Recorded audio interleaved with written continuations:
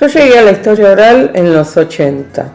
preguntándome acerca de los cambios en la vida cotidiana a partir de la llegada de la tele. Entonces lo que hacíamos era sentarnos con los televidentes para que recordaran qué es lo que veían desde entonces, qué cambios habían notado en la forma de vestirse, en la forma de comer, en las relaciones afectivas, etc.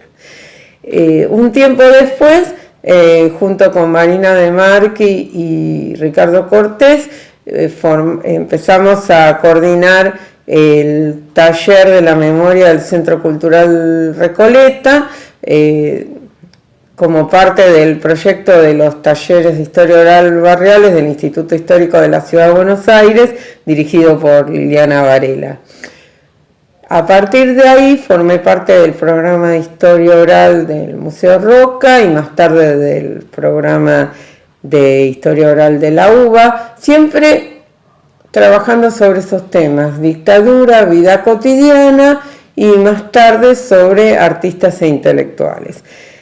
Con este último tema presentamos un proyecto en el Centro Cultural de la Cooperación junto con Alexia Masholder para armar el archivo oral del Centro Cultural que se llamó Subjetividad, Política y Oralidad y que reunió cientos de entrevistas a artistas e intelectuales, la mayoría de ellos pertenecientes a las áreas culturales del Partido Comunista, del Movimiento al Socialismo y de organismos de derechos humanos. En los últimos años,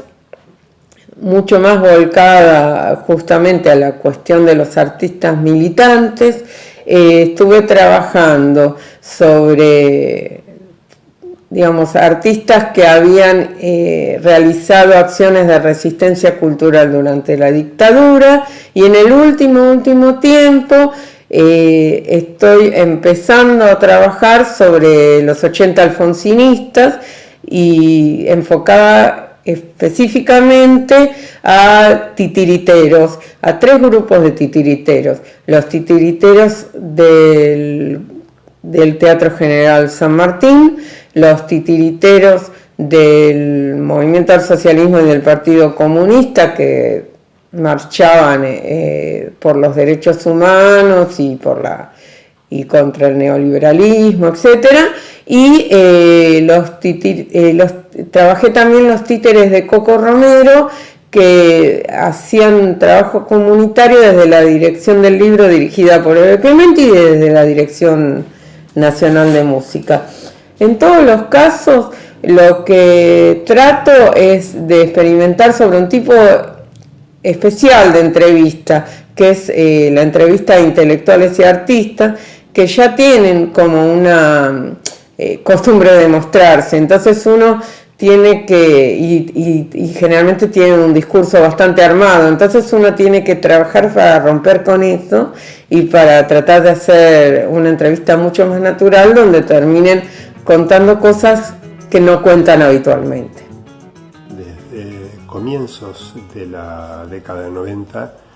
estuve trabajando en 2 proyectos bien diferentes en forma simultánea. Por una parte, en 1992, en el ámbito de la Escuela Técnica Ort, y con el asesoramiento inicial de Dora Schwarstein, organizamos lo que en aquel momento se llamó Archivo Oral, Fotográfico y Epistolar de las experiencias migratorias de las familias de Ort, que coordiné durante poco más de 15 años. El proyecto institucional se fundamentaba en la capacitación de grupos de alumnos de la escuela secundaria que realizaban entrevistas a inmigrantes, a sus familiares, a colonos, y que al momento de retirarme de ese proyecto, el archivo llevaba más de 400 entrevistas realizadas y se había bifurcado a partir del mismo equipo en otros proyectos, como uno que llamó Vivir en Dictadura, como un archivo oral de la Escuela Ort, que recuperaba su propia historia. Ese proyecto fue presentado en 1993 en el primer encuentro de historia oral y en 1994 en el Congreso Internacional de la IOJA, que se organizó en Gotemburgo. Y a partir de mi experiencia Yo durante muchos años me dediqué a la formación docente en el uso de las fuentes orales en la enseñanza de las ciencias sociales. Paralelamente, en 1995 y en otro ámbito institucional, comenzamos la construcción del Archivo Histórico del Cooperativismo de Crédito, cuya columna vertebral es en archivo oral. En el mismo se realizan entrevistas a dirigentes, a funcionarios y funcionarias, asociados y asociadas,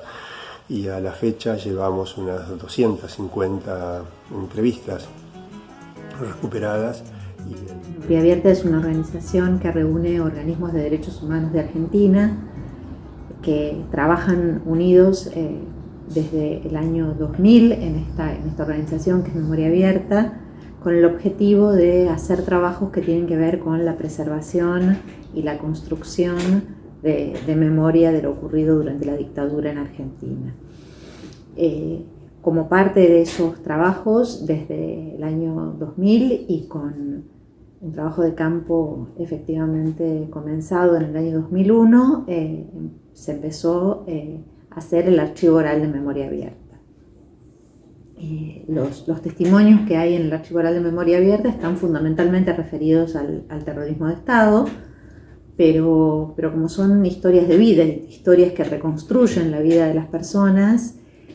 a partir de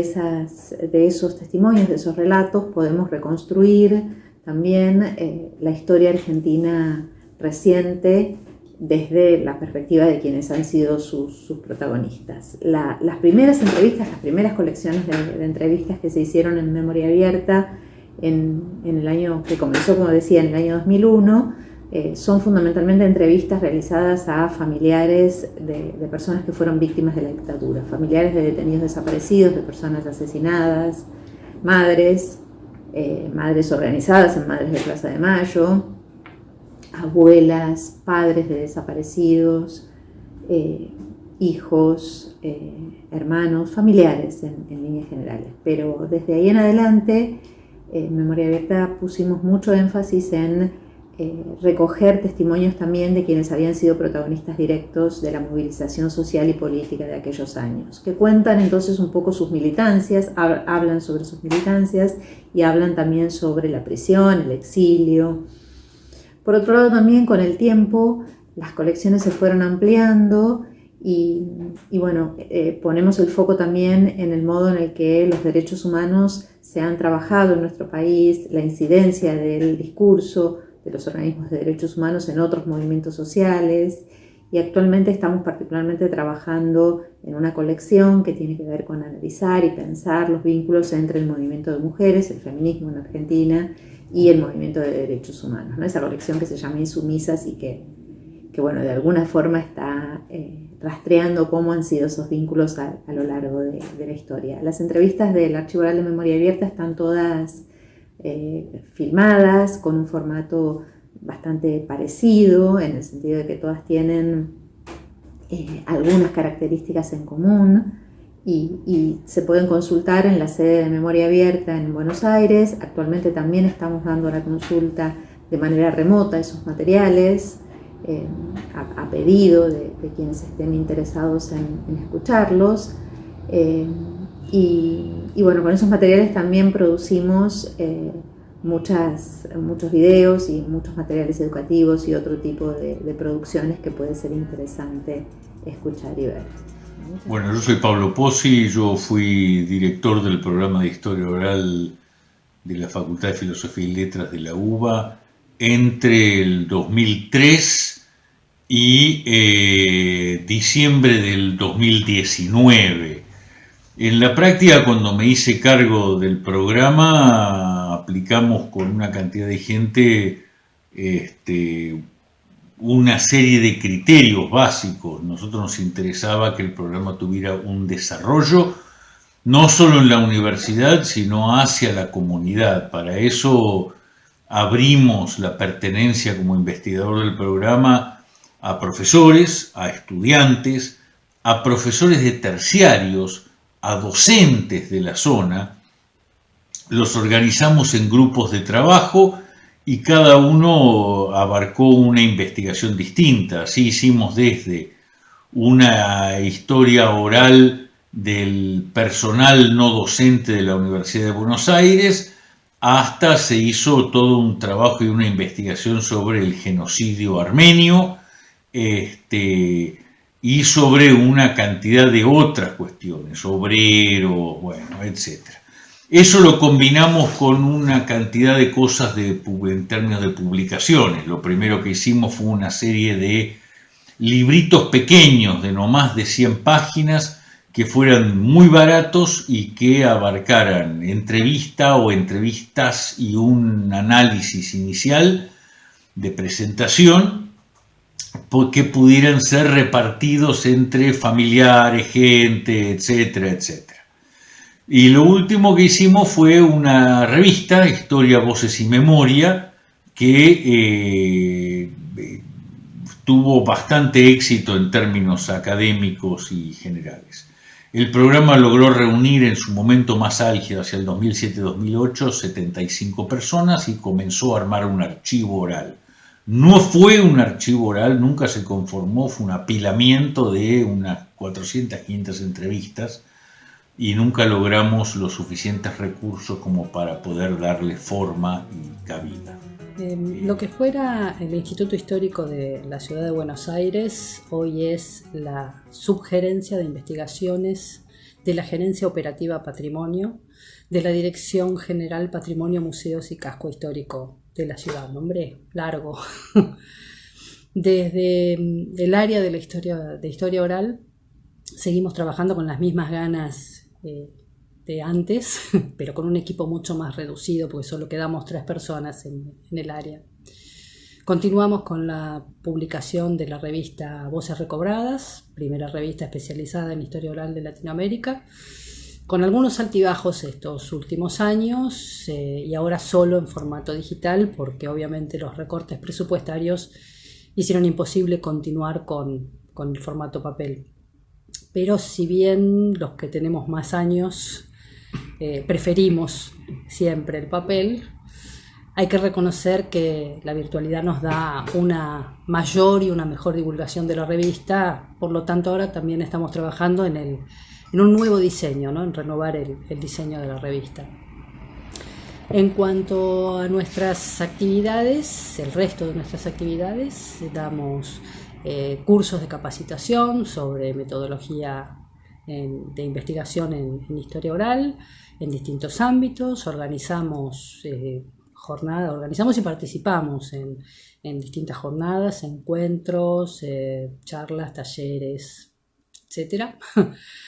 Y desde el campo de la investigación en estos últimos tiempos, si bien una de las características nuestras siempre fue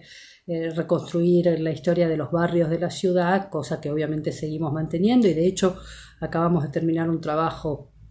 sobre el barrio de Mataderos para